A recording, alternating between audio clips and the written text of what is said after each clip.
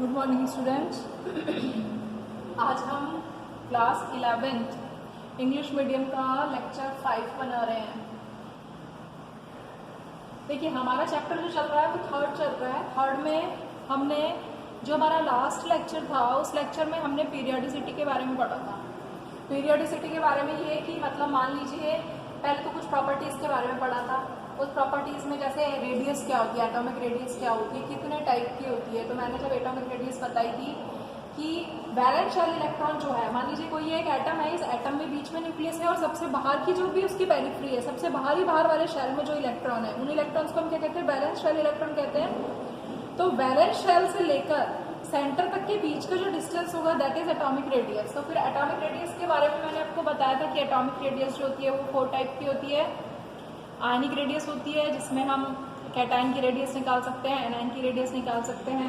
फिर उसमें मैंने आपको ये बताया था कि कैटायन कब बनता है? जब लॉस ऑफ इलेक्ट्रॉन होता है तो साइज छोटा हो जाता है। एनायन कब बनता है? जब गेन ऑफ इलेक्ट्रॉन होता है और शेल बढ़ जाता है। ठीक है। फिर जब हमने आयन के बारे में पढ़ लिया था तो आयन के बारे में पढ़ने के बाद हम किस पर आए थे? इलेक्ट्रॉन गेन एंथैल्पी पर आए थे। ठीक है।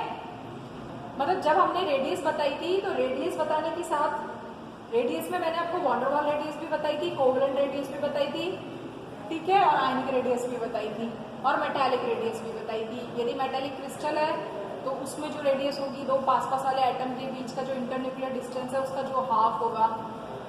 वॉन डेर वाल रेडियस किस में थी? इनर्ट गैसेस में थी। फिर उसके बाद हमने नेक्स्ट प्रॉपर्टी पढ़ी थी that is ionization enthalpy. Ionization enthalpy का मतलब एक इलेक्ट्रॉन को बाहर निकालने के लिए हमें कितनी एनर्जी की रिक्वायरमेंट होगी। एक इलेक्ट्रॉन यदि किसी भी आइसोलेटेड गैसियस फेज में किसी भी एलिमेंट्स के से एक इलेक्ट्रॉन बाहर निकालें तो निकालने के लिए हमें जितनी भी एनर्जी की रिक्वायरमेंट होगी दैट इज आयनाइजेशन एंथैल्पी। ठीक है। फिर आयनाइजेशन एंथैल्पी में हमने पढ़ा था कि सक्सेसिव आयनाइजेशन एंथैल्पी क्या होती है कि एक इलेक्ट्रॉन निकाला, फिर एक इलेक्ट्रॉन निकालने के बाद फिर हमने दूसरा निकाला, फिर तीसरा निकाला। तो इस तरीके से जब हम कंटिन्यूसली निकाल रहे हैं तो उसे हम सक्सेसिव आयनाइजेशन एंथैल्पी कह रहे थे। उसमें हम देख रहे थे कि पहले जो एटम था वो तो न्यूट्रल था, लेकिन दूसरे में जैसे ही इलेक्ट्रॉन निकला उसके ऊपर प्लस चार्ज आ गया। तो जैसे जैसे सक्सेसिव मतलब जैसे जैसे किसी भी एलिमेंट के ऊपर प्लस चार्ज बढ़ता चला जाएगा उससे इलेक्ट्रॉन निकालना मुश्किल होता चला जाएगा। तो हमें ज्यादा एनर्जी की रिक्वायरमेंट होगी यदि हम इलेक्ट्रॉन को बाहर निकालना चाह रहे हैं। तो वो मैंने ट्रेंड बताया था। फिर उसके बाद मैंने आपको बताया था इलेक्ट्रॉन गेन एंथैल्पी क्या है, जो कि सबसे इंपॉर्टेंट प्रॉपर्टी थी। इलेक्ट्रॉन गेन एंथैल्पी का मतलब ये किसी भी आइसोलेटेड एटम या एलिमेंट की गैसियस फेज में एक इलेक्ट्रॉन ऐड करने पर जो एनर्जी रिलीज हो रही है that is called electron gain enthalpy. Electron gain enthalpy को हम इलेक्ट्रॉन एफिनिटी भी कहते हैं कि इलेक्ट्रॉन को अट्रैक्ट करने की कितनी टेंडेंसी है किसी भी एलिमेंट में। तो इलेक्ट्रॉन गेन एंथैल्पी जो है वो दोनों टाइप की होती है। कोई भी एलिमेंट है उस पर आप इलेक्ट्रॉन ऐड कर रहे हैं तो ऐड करने पर जो भी एनर्जी रिलीज होती है, तो यदि एनर्जी रिलीज हो रही है तो रिएक्शन किस टाइप की हो गई? एक्सोथर्मिक हो गई। और यदि रिलीज होती है तो हम जो एंथैल्पी होती है उसको हम कैसे बताते हैं? माइनस के साइन से बताते हैं। अब एक एलिमेंट था वो न्यूट्रल था, उस पर आपने इलेक्ट्रॉन ऐड किया तो वो माइनस हो गया। अब आपने दूसरा इलेक्ट्रॉन ऐड किया तो उसके ऊपर और चार्ज आ गया, -2 आ गया। और दूसरी बात, एक इलेक्ट्रॉन होने के बाद वो दूसरा इलेक्ट्रॉन लेना नहीं चाहेगा क्योंकि इलेक्ट्रॉन इलेक्ट्रॉन के बीच में रिपल्शन बढ़ जाएगा। तो उस केस में क्या होगा? हमें ही एनर्जी प्रोवाइड करनी पड़ेगी। तो यदि हम ही एनर्जी की सप्लाई कर रहे हैं तो दैट इज कैसा प्रोसेस हो गया? एंडोथर्मिक हो गया। एंडोथर्मिक का मतलब हम एनर्जी को डाल रहे हैं। तो दोनों टाइप के प्रोसेस बताए थे मैंने आपको, एक्सोथर्मिक भी बताया था और एंडोथर्मिक भी बताया था। ठीक है। उनका ट्रेंड क्या होगा? लेफ्ट टू राइट जा रहे हैं हम पीरियड में तो किस तरीके से रहेगा, टॉप टू बॉटम जा रहे हैं तो हम किस तरीके से रहेगा। अब हमारी जो नेक्स्ट प्रॉपर्टी आती है that is called electronegativity. What does it mean? The tendency of an atom to pull shear paired electron towards itself is called electronegativity। मान लीजिए आपके पास ये एक कंपाउंड है AB, ठीक है।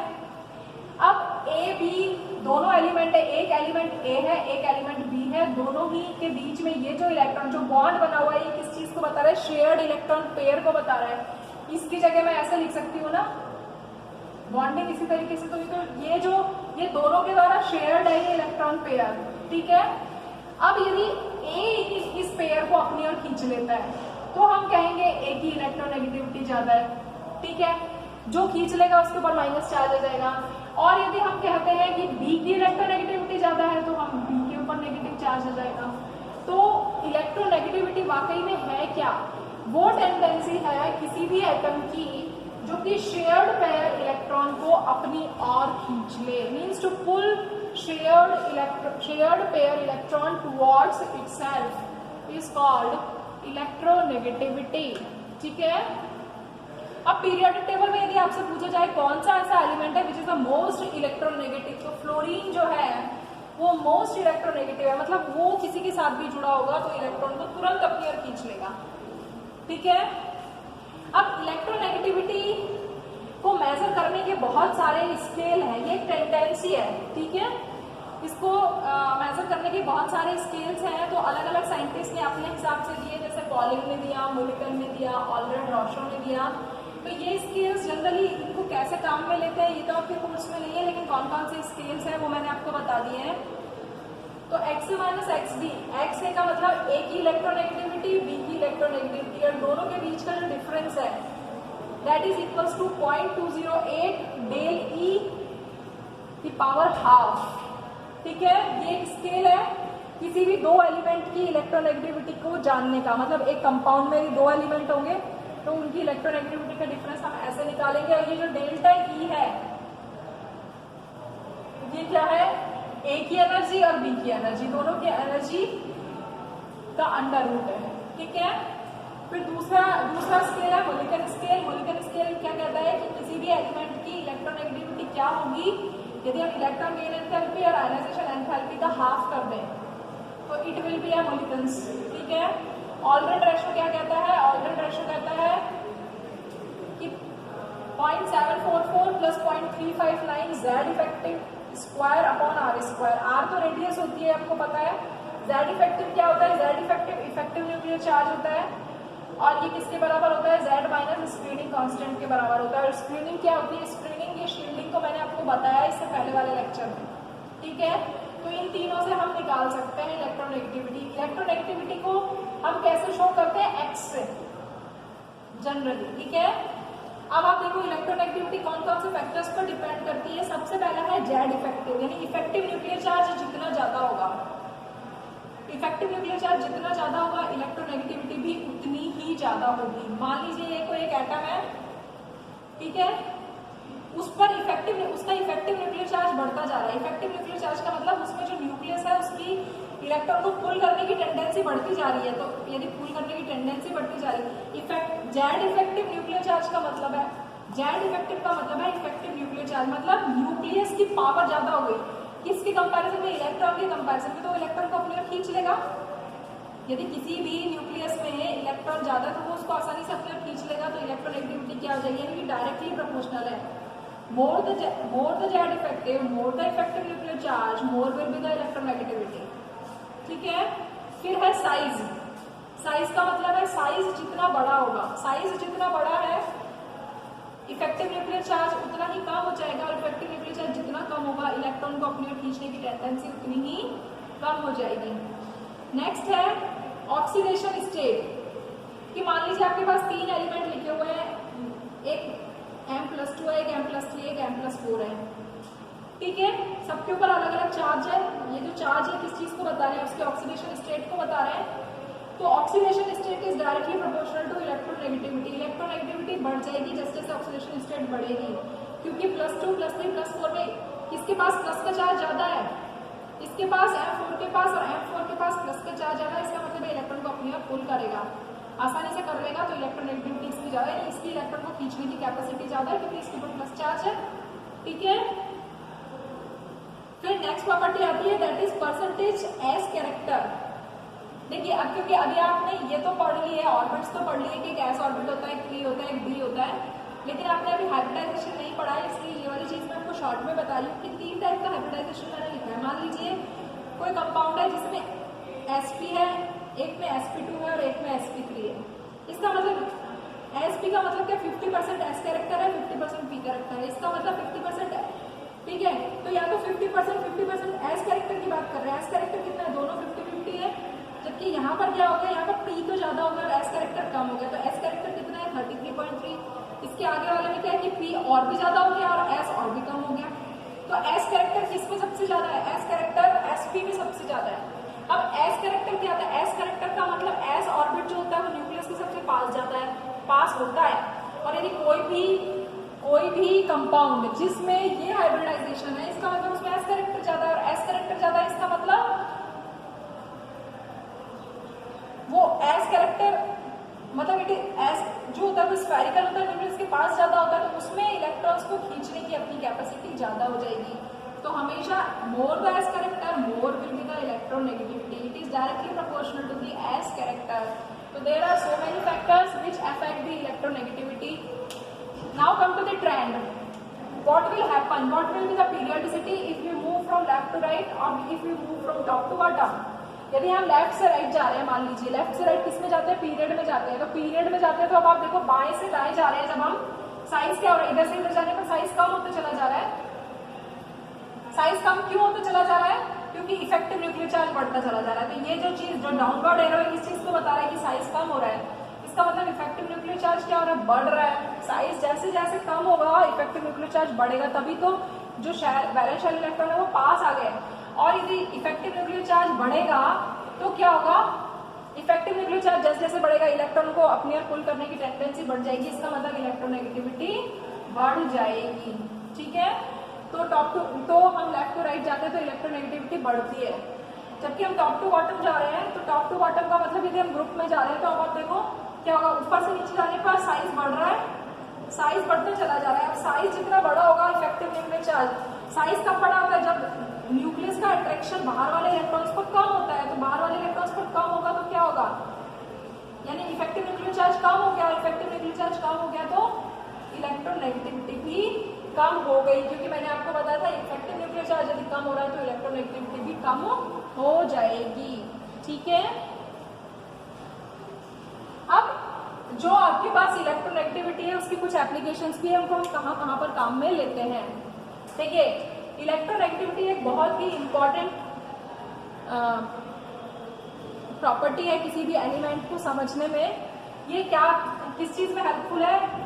ये परसेंटेज आयनिक कैरेक्टर निकालना है। किसी भी कंपाउंड का यदि परसेंटेज आयनिक कैरेक्टर का मतलब उसके अंदर कितने परसेंट आयनिक कैरेक्टर उपस्थित है, तो उसके लिए हम ये फॉर्मूला यूज करते हैं 16xa-xb + 3.5 xa-xb का होल स्क्वायर।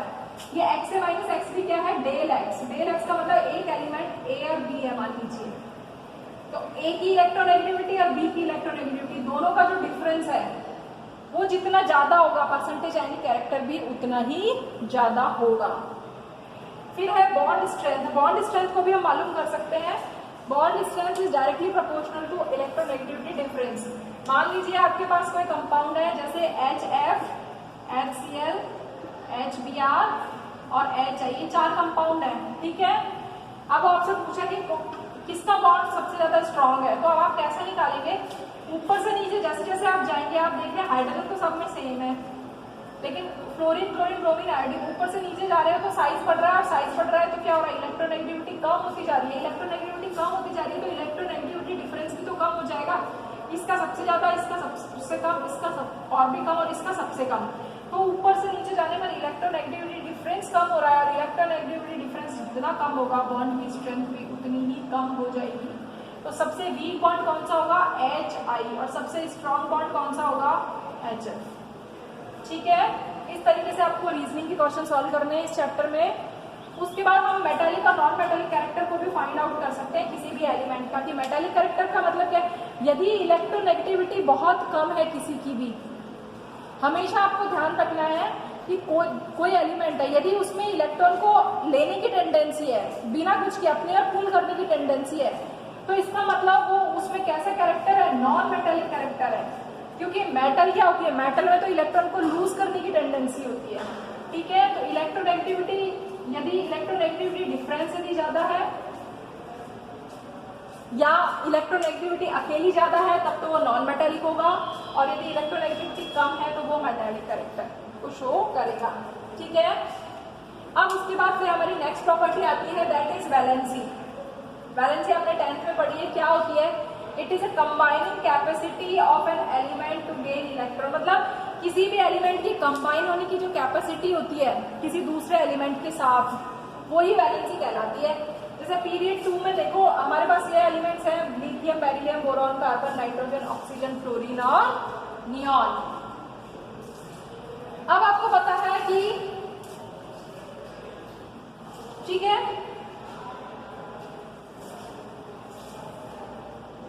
अब आप देखो इनमें वैलेंसी कैसे है बढ़ रही है। लिथियम में 1 है वैलेंसी, क्योंकि इसका कॉन्फ़िगरेशन क्या है 1s2 2s1, इसका है 1s2 2s2, ठीक है, इसका है 1s2 2s2 2p1, इसका 1s2 2s2 2p2। तो वैलेंस शेल में कितने इलेक्ट्रॉन है? इसके पास एक ही इलेक्ट्रॉन है।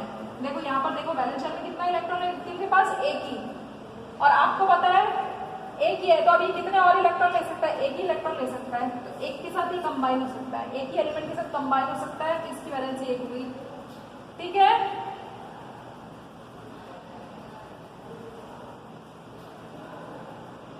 तो जो वैलेंसी है वो इधर से इधर जाने पर बढ़ती है, कार्बन तक तो बढ़ती है, फिर कार्बन के बाद घटने लग जाती है, और जीरो जो इनर्ट गैस है यहाँ पर आकर ये जीरो हो जाती है, ठीक है। तो ये आपको ध्यान रखना है कि पहले बढ़ेगी और फिर घटेगी, ये इसका ट्रेंड है वैलेंसी का, ठीक है। तो पीरियड में इधर से इधर जाने पर बढ़ती है, देन कार्बन तक बढ़ती है, देन डिक्रीज होती है, जबकि यदि हम ग्रुप में ऊपर से नीचे जाए तो हम देखते हैं कि रिमेन्स सेम ही रहती है। एक पीरियड की वैलेंसी सबकी सेम है, जैसे लिथियम के नीचे सोडियम है, सोडियम के नीचे पोटेशियम है, इन सबकी वैलेंसी कैसी सेम है, क्योंकि इनका वैलेंस शेल इलेक्ट्रॉन कैसा है, सेम है, ठीक है।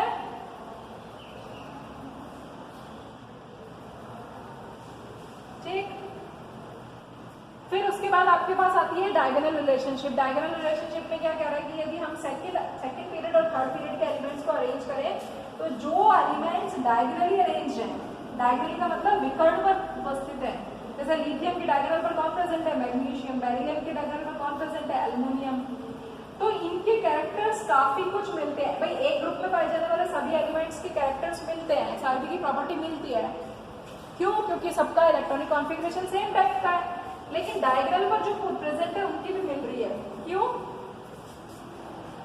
क्योंकि तो डायग्राम पर जो एलिमेंट्स हैं, क्योंकि उनका जो चार्ज है, चार्ज रेडियस रेशो है, इट इज नियरली इक्वल।